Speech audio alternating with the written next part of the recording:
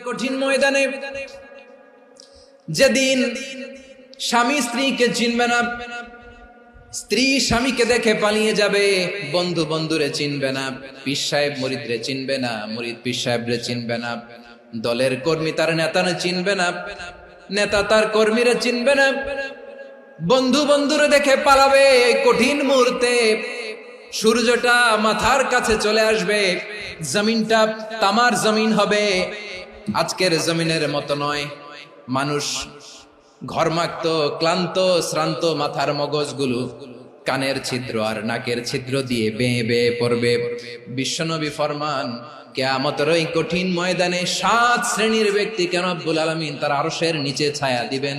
তার মধ্যে প্রথম শ্রেণীর ব্যক্তি হলো ইমামুন আদিল, যে ইনসাফের সাথে বিচার করে, যে জাস্টিস সমাজে সার্ভ করে, যে সুশাসন নিশ্চিত করে, ওই ইমামুন আদিল। আদিল শব্দটা বুঝছেন না? ইন্নাল্লাহা ইয়া'মুরু বিল আদল, পাইছেন?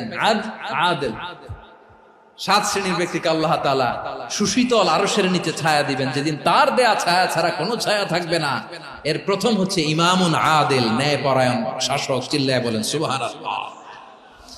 আবার বিশ্বনবী বললেন, ইন্নাল মুকসিতিনা ইনদাল্লাহি আলা মানাবিরা মিন নূর আন ইয়ামিনির রহমান। কিয়ামতের দিন যারা ন্যায়পরায়ণ হিসেবে আল্লাহর সামনে দাঁড়াবে, কিয়ামতের দিন রব্বুল আলামিন তার আরশের ডান দিকে ওই ন্যায়পরায়ণ লোকদের জন্য আরশের ডান দিকে একটা নূরের মিম্বারে তাদেরকে বসার সুযোগ করে দিবে।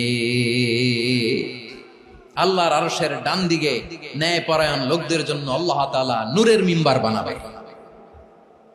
4টে কেন কথা মনে করেছেন? আল আদাল, জাস্টিস। ইন্নাল্লাহা ইয়া'মুরু বিল আদল। আল্লাহ তাআলা এই আদালতের নির্দেশনা দেন, সুবিচার, সুশাসন। প্রিয় ভাইয়েরা, এটা আমরা বাংলাদেশে চাই কি চাই না? এই যে অরাজকতা, এই যে অন্যায়, এই যে জুলুম, এই যে ইনকনসিস্টেন্সি সমাজের অসঙ্গতির প্রধান কারণ জাস্টিস নাই, সুবিচার নাই, সুশাসন নাই। শেষবারের মতো আওয়াজ করে বলেন তো, আমরা বাংলাদেশে আদল চাই কি চাই না?